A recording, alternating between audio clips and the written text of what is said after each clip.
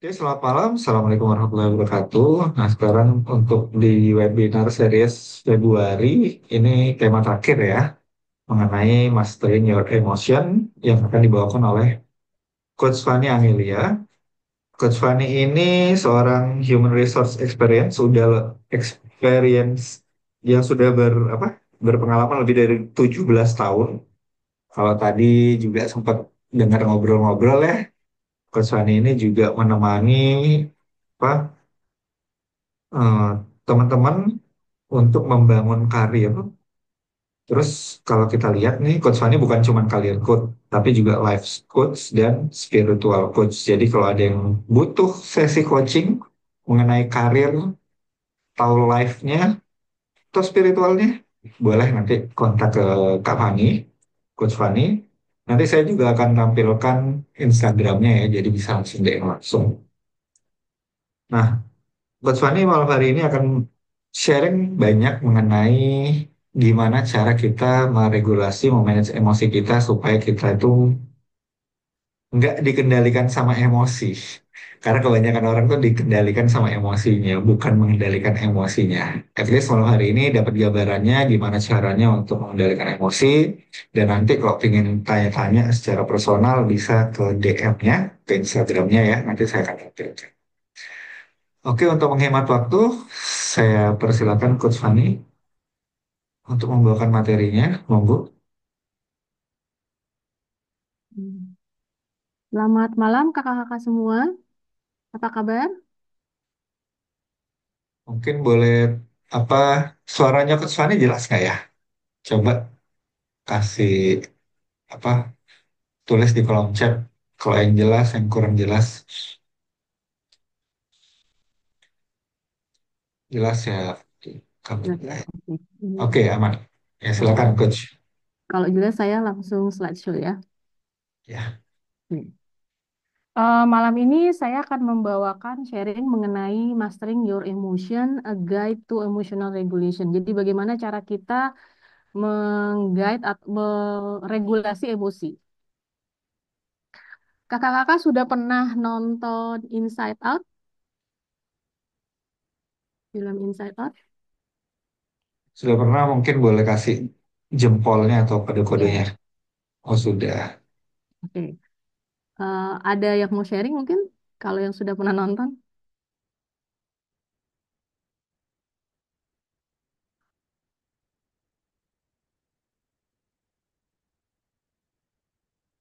Kayaknya enggak ya.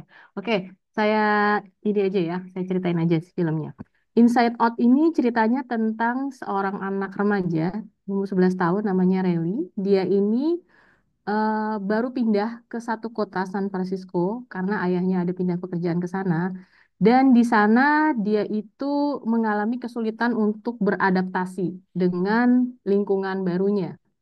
Dan di situ diperlihatkan ada 5 emosi dasar, yaitu joy, sad, anger, disgust, dan fear, kalau nggak salah ya. Ada lima emosi dasar. Idealnya sih emosi dasar selesai ada 6, tapi ini yang dia dipakai di film ini cuma 5. Dan di film itu diperlihatkan bagaimana ketika Rally ini punya kesulitan untuk bisa mengelola emosinya. Sehingga dia mengalami konflik dengan orang tua dan teman-temannya dan gimana akhirnya dia berhasil mengatasi itu dengan cara mengenali emosinya dan belajar untuk regulasi emosinya. Kalau di Inside Out kedua ini ceritanya lebih kompleks karena dia sudah masuk ke sekolah menengah, jadi udah masuk masa puber. Jadi tantangannya di sini gimana dia menghadapi masalah pubertas, masalah pertemanan, dan juga gimana dia menemukan jati diri dia. Ini di Inside Out kedua. Nah, film yang menurut saya juga cukup bagus untuk menggambarkan emosi adalah film Squid Game. Mungkin kakak-kakak di sini juga ada yang sudah nonton filmnya. Ini serial di Netflix yang cukup terkenal dan setahu saya yang paling banyak ditonton oleh penonton Netflix di 94 negara, jadi banyak banget yang nonton. Dan ini film kalau menurut saya sangat kompleks ya, memainkan emosi yang luar biasa. Jadi kalau nonton ini, saya nonton ini bahkan sampai Satu hari aja saya kejar satu Squid Game ini, Squid Game season satu hari, Squid Game saya season 2 itu hari keduanya. Jadi bener-bener saya nonton full 2 hari itu. Itu karena sebegitu menariknya film ini dan sebegitu mengaduk-ngaduk emosinya film ini kalau menurut saya ya.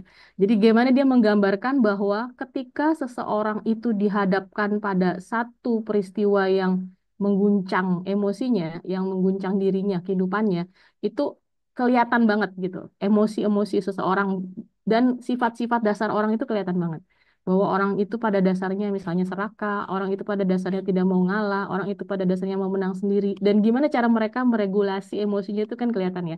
Ada orang-orang yang bisa tetap bertahan, tetap kelihatan tetap jadi orang baik, ada yang tidak bisa, yang benar-benar dipengaruhi oleh lingkungannya, dan akhirnya dia jadi orang yang berbuat hal-hal yang biasanya tidak dia lakukan. Jadi kelihatan banget di film ini. Oke, sekarang kita masuk ke definisi emosi. Emosi didefinisikan dalam KBBI sebagai luapan perasaan dan pikiran yang berkembang dan surut dalam waktu yang singkat. Kalau berdasarkan bahasa Latin, ini berasal dari kata emovere yang berarti bergerak keluar atau menjauh. Ini ada beberapa macam-macam emosi yang bisa kita lihat dan bisa kita pelajari. Nah, bagaimana sebenarnya emosi itu berjalan atau bagaimana proses emosi itu berlangsung? Ada satu bagian di otak kita yang namanya sistem limbik. Nah, otak ini berfungsi dalam pembentukan tingkah laku kita, bagaimana kita membentuk emosi kita, dan juga dorongan seksual. Nah, jalannya proses emosi ini mulai dari talamus. Jadi, rangsang atau eh, informasi yang kita terima itu masuk ke dalam tubuh kita, ke dalam otak kita, ke bagian otak yang namanya talamus. Otak bagian ini adalah yang mengatur nanti gerakan kita dan juga bisa mengendalikan emosi kita. Nah, dari talamus ini biasanya akan diproses di dua tempat ya. Bisa diproses di prefrontal cortex atau diproses di amigdala.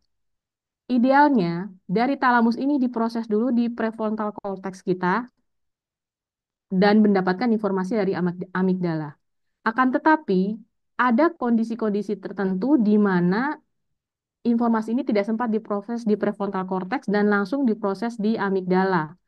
Itu yang menyebabkan respon emosinya itu tidak sesuai dengan yang seharusnya. Jadi, kalau di amigdala, di prosesnya itu, responnya adalah melawan atau menghindar. Jadi, fight or flight. Jadi, dia akan melawan kalau dia merasa dia kuat.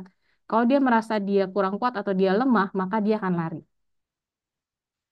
Kenapa tetap ini penting amigdala ini? Karena dalam kondisi-kondisi darurat, ini perlu untuk membuat kita tetap bertahan hidup. Kayak misalnya dalam kondisi misalnya kebakaran. Kalau ini diproses di prefrontal cortex kan jadi lama ya reaksi kita. Tapi kalau ini langsung diproses di amigdala, kita bisa cepat langsung, oh ya ini saya masih lari atau saya masih ngapain gitu. Nah itu kan cepat ya. Tapi dalam kondisi kebanyakan dalam proses hidup kita, itu seharusnya diproses dulu di prefrontal cortex. Jadi kita menyadari dulu nih akibat dari respon kita atau tindakan kita nanti ke depannya seperti apa. Jadi idealnya dimasukkan dulu ke prefrontal cortex dan didapatkan informasi dari amigdala baru kita merespon. Nah, itulah pentingnya ketika ada satu informasi itu kita mengambil jeda atau berjeda supaya informasi yang diterima itu tidak langsung diproses di amigdala. Nah, mengenai emosi ini kita juga harus belajar mengenai kecerdasan emosi terlebih dahulu karena ini yang membantu kita untuk memahami emosi. Six Second mendefinisikan kecerdasan emosi sebagai kemampuan untuk menggabungkan pikiran, perasaan, agar kita bisa mengambil keputusan yang optimal dan mencapai hasil yang positif. Ada 4 model dari kecerdasan emosi ya. Tahapannya seperti ini. Ada kesadaran diri, pengendalian diri, kesadaran sosial, dan keterampilan sosial. Di kesadaran diri ini kita menyadari emosi yang kita rasakan di diri kita. Di pengendalian diri kita belajar untuk bisa mengelolanya. Kalau kesadaran sosial kita mengetahui emosi yang dirasakan orang lain, jadi kita belajar berempati. Sedangkan di keterampilan sosial, kita belajar untuk mengelola emosi diri kita dan juga emosi orang lain. Nah, modelnya seperti ini, jadi ada yang di diri sendiri dan ada yang di orang lain. Kalau di diri sendiri, kita mengenali emosi kita, di orang lain kita mengenali emosi orang lain. Kalau di pengaturannya, kalau di diri sendiri mengatur diri kita, kalau di yang orang lain kita mengatur diri dan orang lain. Sampai di sini dulu, ada yang mau ditanyakan atau ada yang mau dibahas? Apakah saya Yang terlalu... di keterampilan sosial itu coach mengatur diri dan orang lain maksudnya gimana coach? Jadi di keterampilan sosial itu kita bisa belajar bahwa kan gini, emosi itu kan semua orang punya ya, bukan hanya diri kita sendiri, ada emosi orang lain juga. Nah, di keterampilan sosial itu kita belajar bahwa tidak hanya kita yang punya emosi, tapi orang lain juga punya emosi. Dan kita belajar untuk menyesuaikan respon kita sehingga tidak membuat orang lain merasa terganggu dengan diri kita. Nah, itu makanya dibilang kita mengelola emosi kita dan orang lain. Jadi, gimana cara kita berkomunikasi dengan orang lain, gimana cara kita mempengaruhi kalau kita ingin mempengaruhi orang lain gitu ya. Kita belajar di keterampilan sosial. Ini kalau mau dibahas sih, ini satu bahasan bisa satu hari sendiri sih untuk membahas kecerdasan emosi. Ini saya bahas sekilas aja karena ini akan masuk ke regulasi emosi. Jadi, saya mau menjelaskan sebenarnya tujuannya ini. Jadi, untuk masuk ke regulasi emosi, itu sebenarnya yang penting adalah di sini ya, karena kita tidak bicara tentang orang lain, tapi kita bicara tentang diri kita sendiri dulu. Di diri kita sendiri itu kita harus sadar dulu emosi yang kita rasakan, dan juga kita bisa mengendalikan emosi tersebut. Nah, mengendalikan emosi tersebut itulah yang kita sebut dengan regulasi emosi atau regulasi diri. Gitu lah. Ada yang mau dibahas lagi? Halo, Kalau Coach, Coach. Halo, Coach. Boleh bertanya, Coach? Boleh? Oh ya, Coach, saya mau tanya ya. Kalau Mm. misalnya tadi amigdala, kan menurut Coach kan itu penting banget ya. Seumpamanya itu ada kerusakan, Mm. apakah itu bisa menyebabkan seseorang jadi tidak ada guna? Seperti soalnya seorang itu terkena gangguan stroke ya, gitu, Coach. Terus apakah itu letaknya di batang otak? Itu pertanyaan saya pertama ya. Mm. Kemudian pertanyaan saya yang kedua, untuk anak-anak berkebutuhan khusus, khusus ya dalam tanda kutipnya autism terutama ya, saya nggak bilang kebutuhan khususnya yang lain. Itu apakah ada kerusakan di sebelah mana, dok? Itu sebelah mana, coach? Jadi apa-apa aja yang perlu orang tua pahami dan bisa dilakukan, misalnya ada step-step untuk ada penyembuhan atau apa? Mungkin coach jelas pertanyaan saya. Oke, saya jawab satu-satu dulu ya. Yang tadi yang Oke. pertama amigdala ini ya. Iya Amigdala ini, betul. oh, Amidala ya, bukan ya, amidal. amigdala. Amigdala ini Ya. fungsinya dia menyimpan pengalaman. Jadi semua pengalaman kita itu disimpannya di amigdala, pengalaman maupun emosinya. Jadi kan gini, setiap kita punya pengalaman itu kan pasti ada respon emosi juga yang menyertainya ya. Jadi kita nggak pengalaman itu nggak hanya pengalaman aja. Kayak misalnya kita punya pengalaman ketemu dengan seseorang. Itu kan biasanya ada kesan-kesan tertentu ya ketemu orang tersebut. Nah, itu emosinya ada gitu loh. Misalnya, oh saya kalau ketemu Mas Abdillah, saya punya pengalaman misalnya senang atau saya punya pengalaman menyedihkan. Nah, itu kita ingat tuh di amigdala itu disimpan semua. Kalau ini rusak, amigdalanya rusak, maka orang itu tidak punya kayak kayak orang yang ini loh. Apa sih namanya? Kayak lupa, bukan lupa ingatan sih, lebih ke dia nggak punya kesan apapun tentang orang itu jadinya kayak gitu. Jadi misalnya ketika saya ketemu eh, Mas Abdillah ya biasa aja gitu karena nggak ada pengalaman apapun yang saya ingat dari Mas Abdillah dan tidak ada kesan emosi apapun. Jadi kayak flat aja, datar aja. Jadi nanti ketemu Mas Abdillahnya Mas Abdillah ngerasa kok kayak kita kan udah kenal lama ya, tapi kok kayak dia kok nggak kenal saya gitu, nah kayak gitu. Jadi akibatnya bisa seperti itu. Dan amigdala ini kan berfungsi untuk perlindungan diri ya, perlindungan diri kita.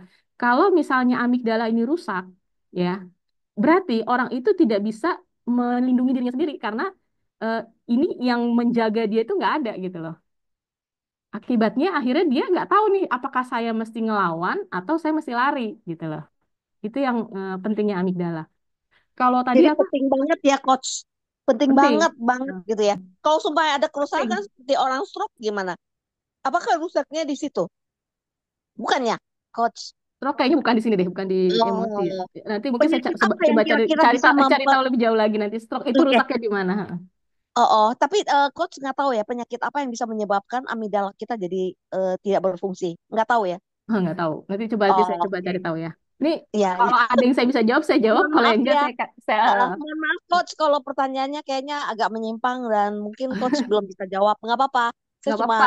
Karena ini eh, pertanyaan teknis banget hmm, ya, lebih ke kayak kedokteran ya amin pertanyaannya. kedokteran.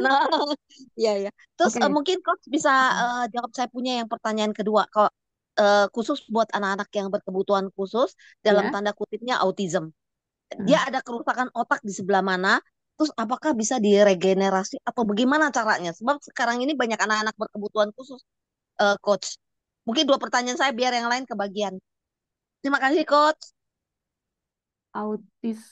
Autis itu ada kerasuk. Nanti cobalah saya cari lagi ya. Saya nggak berani jawab sekarang karena itu ada bagian otak khusus juga, bukan di amigdala sih. Hmm, Ya, jadi oke. nanti coba saya cari lagi referensinya. Saya nggak berani jawab kalau belum pasti di sini Iya. ya. Terima kasih, coach. Sehat Oke. selalu, coach. Ya, terima kasih. Tadi ada satu lagi yang nanya kayaknya. Ya, silakan Bang Ade. Halo, Assalamualaikum Coach Fani. Waalaikumsalam. Iya, saya mau tanya Coach, boleh ke slide yang sebelumnya Coach, yang Hmm. ada apa, prefrontal cortex ya? Iya, Yang ini. oke, Ini. di situ kan ada sistem limbik ya Coach. Saya mau tahu nih kalau misalkan hal-hal yang kira-kira memicu kerusakan ataupun meningkatkan sistem limbik itu apa? Karena yang saya tahu misalkan kayak pornografi itu bisa Hmm. merusak prefrontal cortex-nya ya dari otak Hmm. manusia. Nah, kalau sistem limbik sendiri apa nih yang bisa kira-kira merusak ataupun justru buat dia semakin bagus? Kurang lebih begitu, Coach. Terima kasih. Hmm. Kalau sistem limbik ini keseluruhannya sih.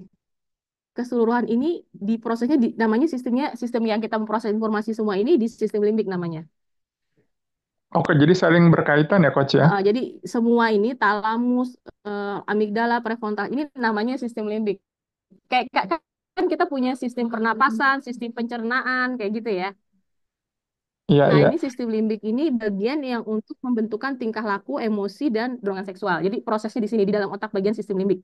Nah, kalau prefrontal cortex itu rusak, ini kan bagian eksekutif ya. Ini bagian yang menentukan kita bisa tahu ini baik atau buruk gitu ya. Terus kita Iya. gimana cara kita ngambil keputusan itu di prefrontal cortex. Kalau ini rusak, orang itu mungkin masih bisa berfungsi, tapi dia nggak tahu ini tindakan dia itu baik atau benar tuh nggak, baik atau salah itu nggak tahu gitu loh. Jadi dia melakukan aja gitu loh. Terus habis itu juga dia nggak tahu tujuan dia melakukan sesuatu itu untuk apa gitu. Jadi kayak robot gitu loh jadinya kita. Yang membedakan kita dengan yang lain itu kan karena prefrontal cortex ini ya. Ini kan fungsi eksekutif yang hanya ada di manusia. Oke, itu dirusaknya salah satunya dengan pornografi ya, Dok ya? Ya, Coach ya? Salah satunya bisa. Karena kita jadi nggak tahu ya, ini baik atau buruk kan jadinya kalau prefrontal cortex-nya rusak ya. Oke, oke. Makasih, Coach. Oke, mungkin lebih baik saya masuk ke slide dulu ya. Nanti kalau nggak, kita slide-nya cukup banyak. Takutnya nggak Iya, kebahas betul. ini. Lanjut aja, coach. Nanti Oke, bahannya kita ketinggalan. oke. Oke, sekarang kita masuk ke regulasi emosinya. Ini yang akan kita bahas lebih dalam malam ini adalah regulasi emosi. Regulasi emosi didefinisikan sebagai kemampuan untuk bisa mengatur, mengelola, dan mengontrol emosi kita sendiri sehingga kita bisa merespon situasi dengan cara yang tepat dan seimbang. Jadi tidak terlalu berlebihan gitu loh yang kita keluarkan emosi tersebut. Tapi ini bukan berarti kita menekan emosi kita ya, kakak-kakak semua. Tapi gimana cara kita untuk bisa mengungkapkan dengan lebih konstruktif. Jadi emosi yang kita keluarkan itu tidak menyakiti orang lain, tidak membuat orang tersinggung dan sebagainya. Dan juga buat kita juga tidak menyakiti diri kita gitu lah. Jadi seimbang. Nah, bagaimana cara kita bisa melakukan regulasi emosi? Ini ada beberapa langkah-langkahnya yang harus kita lakukan. Yang pertama adalah kita mengenali dulu emosi tersebut. Jadi kita sadar respon emosi kita, apa yang memicu emosi tersebut dan intensitasnya seberapa besar. Jadi kita tahu nih, misalnya saya paling terpancing marah itu kalau ada kondisi A gitu misalnya. Nah, saya ambil diri saya sendiri saja ya. Ada dua kejadian dalam hidup saya itu yang bisa membuat saya sedih sampai sekarang. Sampai sekarang, bahkan sampai sekarang. Kalau saya menceritakan dua kejadian itu, saya bisa nangis. Jadi saya sadar itu emosi sedih yang sangat dalam, jadi peristiwa ini sangat kuat, sehingga kalau saya ceritakan sekarang pun saya bisa nangis. Nah kayak gitu ya. Itu kita sadar emosinya dan intensitasnya sekuat apa gitu. Dan kita tahu pemicunya, itu juga penting di mengenali emosi. Di sini juga kita harus belajar gimana cara men-labeli atau memberi nama emosi. Karena seringkali orang tua itu tidak mengajarkan anak-anaknya untuk memberi nama emosi apa yang dia rasakan. Sehingga anak kesulitan untuk mengekspresikan emosinya karena dia tidak tahu emosi apa yang dia rasakan. Jadi ketika misalnya anak itu apa marah-marah atau tantrum atau apa ya, kita ajari anak-anak kita untuk memberi nama emosinya. Apa yang adik atau kakak rasakan saat ini? Aku kesel, kesel, kesel apa yang ya kesel kenapa gitu kita tanya seperti itu ya. Jadi kita ajari dia untuk merasakan emosi dan memberi nama. Kesel apa yang menyebabkan kesel? Iya, kakak tadi ngambil mainan aku. Apa yang dirasakan? Iya, aku marah. Nah, itu baru itu namanya emosi. Jadi sampai dia tahu emosinya apa gitu. Aku marah, aku sedih, aku kecewa. Nah, itu kan dia sampai ke emosinya gitu. Jadi sampai dia menemukan emosinya. Karena kalau kita tidak tahu emosinya apa, akan sulit bagi kita untuk bisa mengungkapkan emosi itu dengan benar dan baik dan juga untuk meregulasi emosi tersebut. Jadi harus tahu dulu emosinya apa. Lalu kita belajar gimana cara untuk mengungkapkan emosi dengan sehat. Nah, ini cara kita untuk mengekspresikan emosi ini bisa dengan berkomunikasi yang baik, dengan efektif, dan juga membuat jurnal harian. Ini melatih kita untuk merasakan emosi dan mengekspresikan emosi kita dengan baik.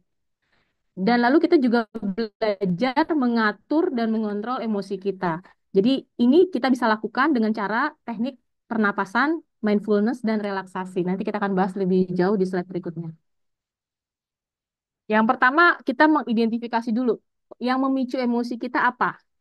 Tadi saya cerita ada dua peristiwa dalam hidup saya yang membuat saya merasa sangat sedih. Nah, kita juga mesti tahu ya, apa peristiwa-peristiwa misalnya yang bisa memicu kita menjadi sangat marah. Saya ambil contoh diri saya sendiri lagi. Eh, saya ngerasa yang membuat saya marah itu biasanya adalah kalau saya merasa direndahkan oleh orang lain. Nah, itu jadi saya sadar kalau udah ada titik ini nih, ini saya mesti cepat mengenali emosi tersebut dan bisa berusaha untuk menyadari pemicunya apa dan lalu mulai belajar untuk mengelolanya. Bahwa ini kalau saya nggak kelola, ini bisa berbahaya gitu loh. Karena saya bisa keluar marahnya saya. Nah, kayak gitu. Jadi kita kenali dulu, oh situasi ini nih bisa memancing saya nih. Ini bisa membuat saya marah gitu loh, misalnya. Ada orang yang misalnya situasi tertentu bisa memancing dia marah, misalnya ketika dia berhadapan dengan pasangan, atau ketika dia menghadapi anak yang tidak nurut misalnya, atau dia menghadapi ibu mertuanya atau bapak mertuanya misalnya. Nah, itu kita sadar dulu nih, situasi-situasi apa atau trigger apa yang membuat emosi kita bisa terpancing. Nah, itu kita harus analisis dulu. Dan biasanya kadang-kadang diperparah dengan kondisi misalnya kita dalam kondisi terburu-buru. Misalnya pagi anak kita disuruh mau kita bangunin, nggak mau bangun. Dalam kondisi kita harus pagi itu kita jam 8 itu ada meeting. Sedangkan anak kita repot banget gitu. Kita kita ngurusin dia, bangunin dia, nyiapin segala macam sarapan dan dia nggak mau gitu loh. Nah, itu memancing. Berarti kita mesti menganalisis kalau kejadian seperti ini ditambah trigger seperti ini akibatnya bisa intensitas emosi saya bisa lebih lebih besar ya. Jadi nah ini mesti kita kita kenali. Nah, lalu ada faktor internal dan juga faktor eksternal. Kalau kayak kita perempuan itu ada fluktuasi hormon. Kalau pada saat kita menstruasi itu juga bisa mempengaruhi emosi kita. Kurang tidur, kondisi kita kurang tidur, kita lelah, kita punya harapan yang tidak terpenuhi, punya kebutuhan yang tidak terpenuhi. Ada juga misalnya pengaruh lingkungan, misalnya kondisi panas, kondisi macet dan sebagainya. Itu juga bisa membuat emosi kita bisa terpancing. Oke. Nah, tadi kan kita belajar mengidentifikasi, lalu kita juga belajar gimana caranya menyalurkan emosi kita. Nah, salah satu cara untuk menyalurkan emosi adalah kita belajar berkomunikasi secara efektif. Komunikasi ini, yang pertama adalah kita belajar untuk bisa mendengar dengan baik. Mendengar dengan baik itu adalah active listening atau mendengar aktif. Di sini kita tidak hanya mendengarkan apa yang dikatakan oleh orang lain, tapi kita juga mendengarkan dari membaca bahasa tubuhnya atau mimik mukanya atau juga dari kita mengenali dari tone atau nada suara dia. Jadi kayak misalnya ini kayaknya ngomongnya beda nih antara omongan tadi dia yang pertama dengan yang sekarang. Nadanya berubah. Berarti kita sadar bahwa ini orang mungkin emosinya terpancing nih dengan kata-kata kita. Jadi kita belajar seperti itu ya. di kalau kita di sebagai seorang coach ini mesti salah satu kompetensi yang penting banget yang harus kita perhatikan. Lalu kita belajar untuk komunikasi asertif. Komunikasi ini gimana kita bisa mengekspresikan kebutuhan dan perasaan kita dengan jelas, tapi juga tidak menyinggung orang lain gitu lah. Jadi kita belajar kita menyampaikan yang kita rasakan, tapi tidak membuat orang lain merasa tersinggung atau merasa haknya dia dilangkahi oleh kita. Jadi belajar kita menyampaikan dengan baik. Yang ketiga adalah kita belajar berempati dan memvalidasi. Jadi di sini kita belajar juga bahwa orang lain juga punya perasaan. Jadi jangan hanya kita mementingkan apa yang kita rasakan, tapi kita juga harus memikirkan orang itu juga punya satu kebutuhan atau keinginan yang juga harus kita perhatikan. Seperti itu. Ini kalau dibahas bisa 1 hari sendiri nih komunikasi efektif. Oke, selanjutnya membuat jurnal. Membuat jurnal ini juga salah satu cara untuk mengekspresikan emosi kita. Di sini kalau kita mau buat jurnal, kakak-kakak bisa memilih ya, kita mau milih buat jurnal di mana. Karena sekarang ini kan bisa macam-macam ya. Kita bisa buat jurnal di handphone, bisa buat jurnal ditulis di buku, bisa juga kita membuat jurnal di digital. Jadi ada aplikasinya seperti itu. Lalu kita menuliskan apa yang kita rasakan dengan jujur. Jadi di jurnal itu kita tulis nih, hari ini saya merasa apa, triggernya apa, emosi apa yang saya rasakan, itu ditulis di situ. Lalu juga inspirasi apa yang kita dapat. Oh ya, ternyata saya mudah terpancing ya kalau mengalami peristiwa ini dengan intensitas yang seperti ini, kayak gitu ya. Jadi dituliskan semua dan pembelajaran apa yang kita dapat dari peristiwa hari ini dan gimana cara kita untuk mengelola emosi kita. Jadi penting membuat jurnal ini karena membuat kita sadar emosi apa yang kita rasakan, intensitasnya seberapa, dan cara kita untuk mengatasinya seperti apa. Eh, ini adalah cara kita untuk mengelola emosi. Pertama, kita belajar teknik pernapasan. Ada latihan pernapasan namanya pernapasan diafragma. Ini kakak-kakak bisa coba latihan. Jadi kita duduk tenang, letakkan satu tangan di dada kita, satu tangan di bagian perut. Nah, lalu kita tarik nafas dalam-dalam melalui hidung, ditahan, lalu kita hembuskan nafasnya. Dan yang bergerak itu ininya ya, perut kita, dada kita nggak bergerak. Yang kedua adalah pernapasan 4-7-8. Pernapasan 4-7-8 ini kita duduk nyaman, duduk tempat duduk kita nyaman, lalu kita coba untuk tarik nafas, hitungannya itu 4 detik, kita tahan nafas selama 7 detik, dan lalu kita hembuskan selama 8 detik. Jadi namanya 4-7-8. Yang ketiga adalah pernafasan alternatif. Kalau pernafasan alternatif ini kita bernafas dengan menutup satu lubang hidung seperti ini. Hidup nafas, tahan, lalu kita hembuskan. Seperti itu. Jadi ini beberapa latihan pernafasan yang bisa kita coba pada saat kita mengalami emosi yang cukup kuat. Yang kedua adalah latihan mindfulness. Nah, untuk latihan mindfulness ini kita belajar untuk bisa mengenali apa yang kita rasakan, emosi kita, di mana kita harus hadir penuh, sadar utuh, dan tanpa membuat penilaian apapun. Jadi, kita merasakan nafas kita, dan kalau kita merasa kita nggak fokus, kita harus balik lagi, lalu amati pikiran kita, dan apa yang kita rasakan di situ, lalu kemudian kita juga tidak membuat penilaian. Intinya seperti itu. Tadi saya lihat di sini ada Mbak Arida ya. Jadi nanti bisa nih Mbak Arida bantuin kalau misalnya ada yang nanya tentang mindfulness. Halo Coach Fani, halo. Mbak Arida bisa satu kelas 1 hari sendiri nih ya Mbak. Udah bagus kok, emang bener itu. Oke, selanjutnya ini nanti dulu ya saya jawabnya ya, saya selesaiin dulu ya. Nah, ini cara ada sebenarnya beberapa teknik cara kita untuk mengukur cara kita meregulasi emosi. Ada yang namanya metode subjektif, ada metode objektif, dan ada metode psikologis. Metode subjektif ini ada kuesionernya namanya Difficult in Emotional Regulation Scale.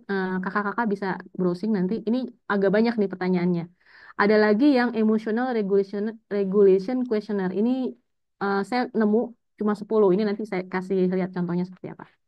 Lalu bisa juga kita menggunakan jurnal emosi tadi ya, yang gimana kita mencatat apa emosi yang kita rasakan, gimana emosi itu timbul, pemicunya apa, terus gimana cara kita mengatasi emosi tersebut, atau gimana cara kita mengelola emosi tersebut gitu ya. Lalu ada juga namanya metode objektif. dengan mengukur fisiologis kita. Jadi yang diukur tuh detak jantung kita, tekanan darah, aktivitas di otak. Ini biasanya menggunakan alat-alat dari kedokteran ya. Lalu ada dari pengamatan perilaku. Jadi orang dilihat pada saat dia dikasih misalnya case study atau dikasih situasi tertentu, lalu diamati. Ketika dia kena situasi tersebut, responnya seperti apa, kayak gitu ya. Lalu ada lagi namanya metode psikologis. Ini dilakukan oleh seorang psikolog biasanya dengan melakukan wawancara. Jadi untuk menggali emosi-emosi apa yang dirasakan oleh orang-orang yang diamati. Dan juga ada tes psikologis tertentu yang bisa dipakai, emotional regulation test namanya. Ini contoh yang tadi ya, IRQ-nya. Ini pertanyaannya ada 10. Nanti kalau kakak-kakak mau coba sih bisa ya. Jadi ini disuruh kasih rate, kasih nilai dari 1 sampai 10, nilainya berapa gitu loh. Jadi ketika saya merasa lebih positif, seperti punya apa rasa senang dan ini saya mengubah nggak gitu loh cara kita dalam berpikir gitu. Nanti dikasih nilai. Kalau 1 itu sangat tidak setuju, kalau 10 itu sangat setuju kalau nggak salah seperti itu ya. Jadi diukur dari 1 sampai 10. Nah nanti ini ada kuncinya sih. Jadi item nomor berapa dijumlahin, nanti dibandingkan dengan item yang lain. Jadi ada beberapa item ya. Nanti dilihat mana yang lebih tinggi. Jadi ada item atas dan item bawah. Nanti harusnya sih item yang di atas itu lebih tinggi daripada item yang di bawah. Tapi saya nggak kasih tahu ya nanti ini ada nomor-nomor tertentunya. Oke. Nah, Coach, ya soal nomor 5 sampai belum di screenshot boleh? mau di screenshot. Ini yang satu, Oh, dua, tiga, udah silakan. Udah. 5 sampai 8 tinggal 9. Ini 5, 6, 7, 8. Nanti kalau ada waktu kita bisa sih kalau pada mau nyobain ngisi ya. Kita coba ngisi Ya. ini 9 sama item-itemnya. 10-nya belum, Coach. Ini 9, 10. Siap. Makasih banget banget. Ya ini lebih sederhana sih daripada yang satu lagi tadi. Itu kalau nggak salah ratusan itemnya. Oke, nah tujuan kita adalah kita bisa membangun dengan tadi ya kita belajar yang tadi itu, kita bisa membangun ketahanan emosi. Ketahanan emosi atau emotion resilience ini adalah kemampuan kita untuk bisa bangkit dari kesulitan dan bisa mempertahankan keseimbangan kita atau well-being kita. Jadi eh, setiap orang pasti pernah mengalami titik terendah dalam hidupnya. Dan orang-orang yang bisa bertahan adalah orang-orang yang punya emotional resilience yang baik. Jadi orang itu bisa bangkit, jadi bisa bounce back gitu loh. Jadi dalam kondisi emosi yang berantakan ya, misalnya dia nggak bisa benar-benar nggak bisa mengatur emosinya, tapi dia bisa akhirnya menemukan cara untuk bisa bangkit kembali. Nah, itu namanya ketahanan emosi. Jadi ada orang-orang yang bisa bisa mengatasi masa-masa tersulitnya, ada juga orang-orang yang tidak bisa. Nah, itu yang kita inginkan adalah kan kita bisa seperti itu ya, bisa pada saat kita mengalami momen-momen berat dalam hidup kita, itu kita bisa bounce back, bisa bisa mengatasi itu dan bisa punya ketahanan emosi. Eh, Cara-caranya itu ada beberapa, ini bisa kita coba. Jadi salah satunya adalah dengan perawatan diri atau self care. Di antaranya yang bisa kita lakukan adalah kita misalnya mengikuti kegiatan olahraga, meditasi, atau kita mengikuti kegiatan di alam bebas. Jadi ada orang yang akan pecinta alam ya. Ketika mereka punya masalah berat, mereka akan lari ke gunung atau lari ke laut atau apa gitu ya. Jadi mereka mencoba mengatasi masalah mereka dengan cara itu. Atau bisa juga dengan berolahraga kalau dia udah ngerasa dia udah stres atau dia kayaknya udah marah dan sebagainya, dia mengatasinya dengan itu. Ada juga dengan membangun hubungan positif. Jadi kita coba mencari support system ya di sini. Lingkungan yang bisa mendukung kita untuk bisa mengatasi masalah kita. Nah, ini kita mencari namanya positive relationship, mencari hubungan yang positif dengan orang-orang terdekat. Jadi orang-orang yang menurut kita bisa membuat kita bangkit kembali dari keterpurukan. Nah, itu kita bisa pilih sih. Misalnya bisa dari keluarga, bisa juga dari teman, sahabat gitu. Atau dari komunitas. Nah, yang ketiga adalah rekonstruksi kognitif atau cognitive restructuring. Di sini kita mengubah pola pikir kita yang negatif dengan pola pikir yang lebih positif. Ini saya kasih contoh seperti ini. Misalnya gini, kita menghadapi satu ujian, misalnya ujian masuk kerja atau ujian ketika kita mau masuk perguruan tinggi. Bisa saja kan kita gagal ya di percobaan pertama gitu loh. Pada saat kita gagal, kata-kata yang kita ucapkan apa gitu loh ke diri kita. Apakah kita bilang, waduh, saya gagal dalam ujian ini dan ini adalah akhir dari hidup saya. Saya memang tidak cukup baik gitu loh untuk melakukan segala sesuatu. Nah, itu kan kita mengeluarkan kata-kata yang negatif ya ke diri kita sendiri. Nah, itu kita belajar untuk merestrukturisasi, merubah kata-kata kita menjadi kata-kata yang positif. Jadi kita ganti kata-kata itu menjadi, oke, saya hari ini mengalami ujian dan ujian ini cukup challenging, cukup menantang dan tidak seperti yang saya rencanakan. Hasilnya tidak seperti yang saya rencanakan. Tapi ini adalah kesempatan saya untuk memperbaiki diri, untuk memperbaiki cara belajar saya dan juga meningkatkan diri saya. Jadi kita ubah kata-kata itu menjadi kata-kata yang positif sehingga bisa menyemangati diri kita. Nah, ada kondisi di mana eh, emosi itu terlalu kuat dan kita tidak bisa mengatasinya sendiri sehingga akhirnya kita butuh bantuan dari profesional. Nah, ini kita bisa minta tolong ke orang-orang yang memang bisa membantu kita untuk meregulasi emosi. Contohnya adalah terapis, konselor, psikolog atau psikiater. Jadi eh, beda-beda ya ini kalau psikolog. Kalau psikolog ini biasanya mereka menggunakan metode-metode untuk membantu kita untuk mengatasi masalah emosi, masalah kepribadian dan sebagainya itu tidak dengan obat. Tapi kalau psikiater itu biasanya menggunakan pendekatan obat. Jadi bedanya psikolog dengan psikiater adalah kalau psikolog itu lulusan psikologi, kalau psikiater itu adalah lulusan kedokteran bagian psikiatri. Jadi makanya pendekatannya akan berbeda. Seperti itu. Bisa juga kita mencari support group atau grup pendukung. Jadi orang-orang yang punya masalah yang sama dengan kita. Misalnya kita punya masalah anger management ya, kita sulit untuk mengatasi atau mengelola emosi marah. Nah, itu kita berkumpul dengan kelompok-kelompok yang punya masalah yang sama. Nanti kita sharing di situ apa saja yang kita alami, kondisi kita seperti apa. Nah, nanti akan ada grupnya, ada grup terapisnya. Nanti dia itu bantu menjadi fasilitator dan membantu kita untuk bisa menemukan cara-cara atau teknik-teknik yang bisa membuat kita bisa mengelola emosi kita dengan baik di situ.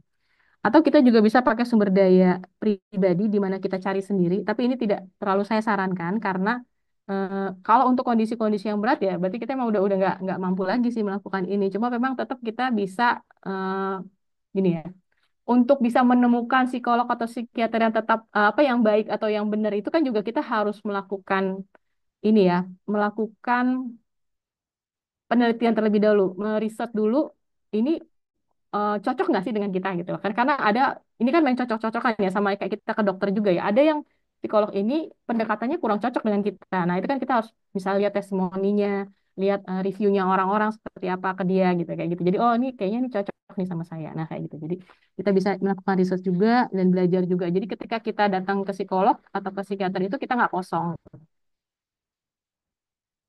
nah goals-nya dari kita adalah bisa merayakan emotional well-being, di mana kita bisa meregulasi emosi eh, untuk seterusnya. Karena gini, meregulasi emosi ini bukan bukan sesuatu yang selesai langsung gitu ya, tapi ini adalah proses seumur hidup. Jadi kita akan terus terus melakukan ini gitu loh. Mungkin hari ini kita bisa mengatasinya, tapi mungkin besok belum tentu gitu loh. Jadi kita ini adalah proses seumur hidup, proses belajar kita seumur hidup, dan kita belajar untuk bisa melalui ini gitu loh.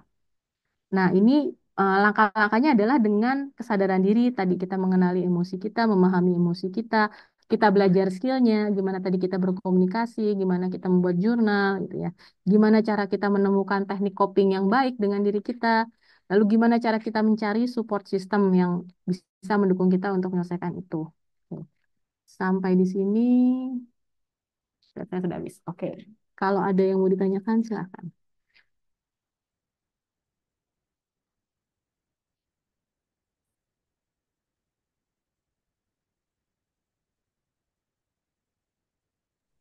Mengenai regulasi emosi itu, Coach, Hmm. biasanya untuk jurnalnya itu lebih efektif kalau misalkan pertanyaannya itu seperti refleksinya itu dari kita sendiri Hmm. atau seperti apa, Coach? Atau ada panduannya?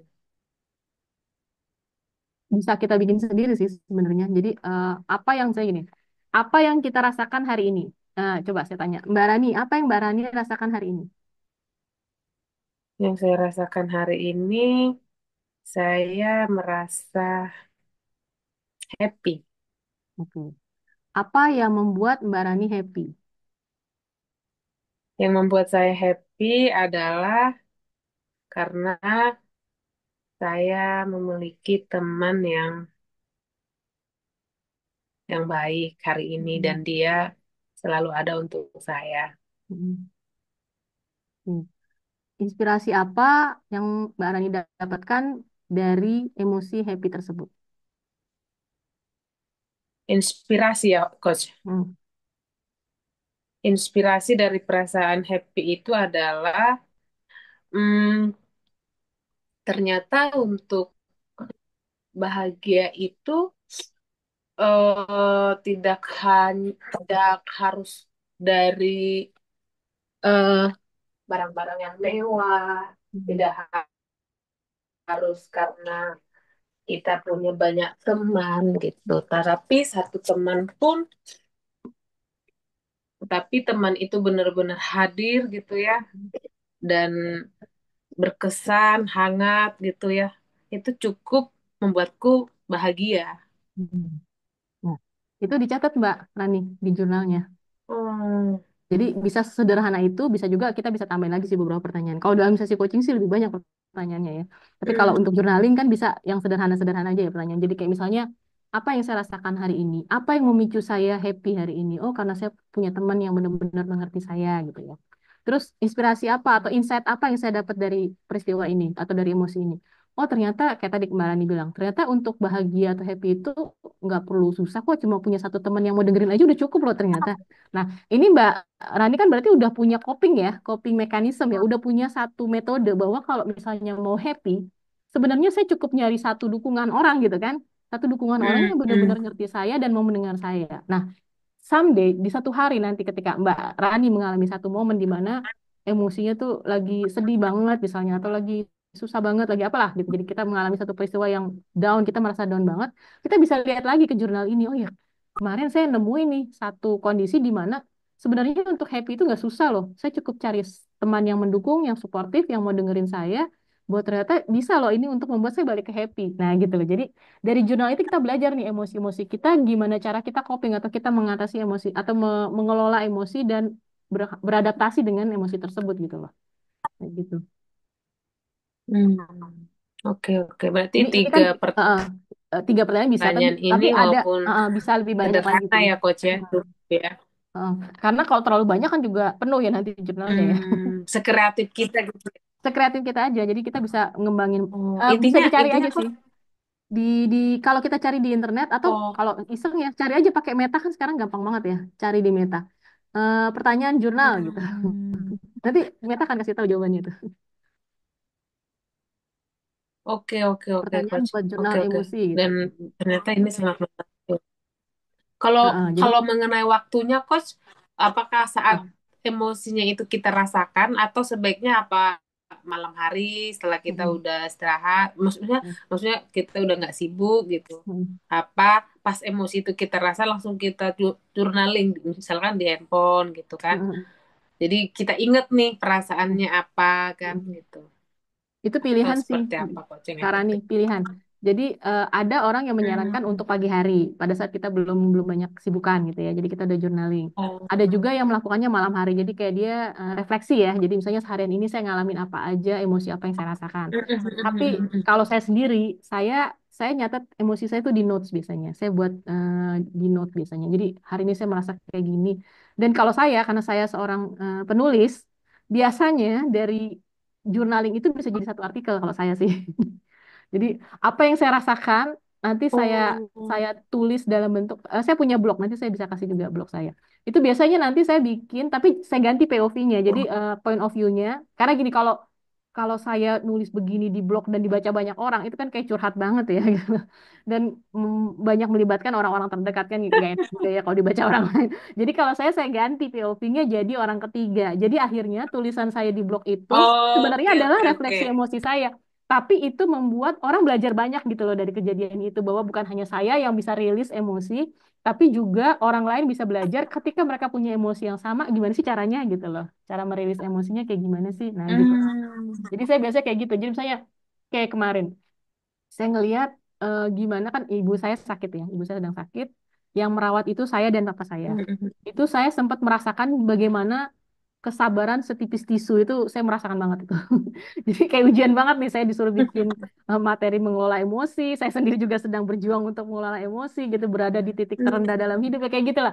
Jadi ini kayak wah ini ujian banget nih buat saya. Tapi di situ saya belajar ya, oke, ketika oh ternyata ini nih yang men-trigger saya bisa dalam kondisi apa? Kenapa saya jadi kayak gini gitu? Kenapa saya nggak bisa sabar gitu? Apa ya yang membuat saya nggak sabar gitu? Itu kan saya melakukan kalau kita sebagai coach ya kita melakukan namanya self coaching ya.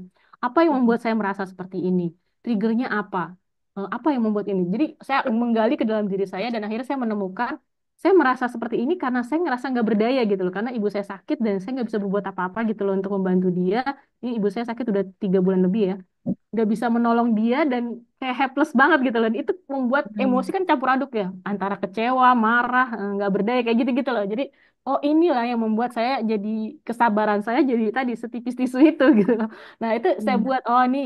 Jadi kalau saya bikin artikelnya saya ganti. Jadi apa yang membuat kesabaran kita jadi setipis tisu. Jadi saya tulis eh, triggernya apa aja gitu. Nanti jadi satu artikel. Nanti bisa juga saya bikin bagaimana cara mengatasi saat kesabaran kita setipis tisu bisa jadi satu artikel lagi kayak gitu. Jadi itu I produktif ya see. kalau menurut saya. Dengan cara begitu saya tidak hanya merilis emosi saya, tapi saya juga membantu orang lain untuk juga bisa mengatasi ketika mereka punya masalah yang sama dengan saya gitu loh. Jadi saya tinggal I cari see. referensinya nih. Oh, kalau saya mengalami kayak gini, caranya gimana ya gitu loh. Saya cari di Meta, saya cari di bisa chat GPT, saya bisa cari di Google ya kayak gitu-gitu lah. Nanti udah jadi satu artikel tuh. Hmm, hmm, hmm. Tapi Keren, triggernya dari keren. saya ya, apa yang saya rasakan kayak gitu. Makanya menurut saya menulis itu penting sih. Menulis itu Keren, penting. keren. Itu salah satu bentuk terapi kalau buat saya ya, terasa satu terapi terbaik buat saya. Dengan Wow. menulis satu saya jadi bisa fokus, saya bisa menyalurkan apa yang saya rasakan dan juga karena saya share artikel saya di blog dan blog itu dibaca oleh orang lain, saya juga merasa saya jadi orang yang bermanfaat buat orang lain karena kan orang juga belajar Hmm. dari blog saya gitu. Jadi ada perasaan bahagia, ada senang bahwa ternyata saya juga menolong orang lain. Apalagi ketika ada orang-orang yang bilang, wah saya senang banget ini persis dengan apa yang saya rasakan. Saya terbantu banget dengan tulisan ini. Nah, itu makin seneng kan kita jadi, oh ternyata itu bermanfaat ya buat orang lain kayak gitu. Hmm. Keren banget coach insight-nya. Aku sangat Hmm. ini ya apa tercerahkan. Mm-mm. Thank you Bisa ya dengan coach. cara seperti itu. Jadi makanya tadi saya juga ngobrol sama Coach Abdillah. Setiap orang itu punya kelebihannya masing-masing. Jadi yang Hmm. penting buat kita adalah kita bisa menemukan kelebihan kita masing-masing. Ada orang yang kelebihannya ngomong di depan publik ya, ngomong di depan umum. Dia jadi motivator dan sebagainya. Ada orang yang tidak seperti itu. Kalau saya Hmm. sadar saya tidak seperti itu. Saya punya kelebihan adalah ketika saya ngomong one on one atau dalam grup kecil. Itu biasanya saya bisa mempengaruhi orang dalam grup kecil itu atau dari one on one. Itu saya bisa memotivasi dia, bisa mengubah dia kayak gitu-gitu loh. Jadi kita sadar kita punya kelebihan di mana gitu loh. Dan itu kita Hmm. maksimalkan. Dan kalau kita bisa menggunakan kemampuan kita dengan maksimal, itu membuat kita punya rasa ini ya, self worth ya. Jadi rasa kita punya self love terhadap diri kita. Oh ya, kita tuh ternyata enggak kadang-kadang gini loh yang membuat kita emosi dan susah untuk menolakkan emosi pada saat kita merasa kita nggak berdaya kan.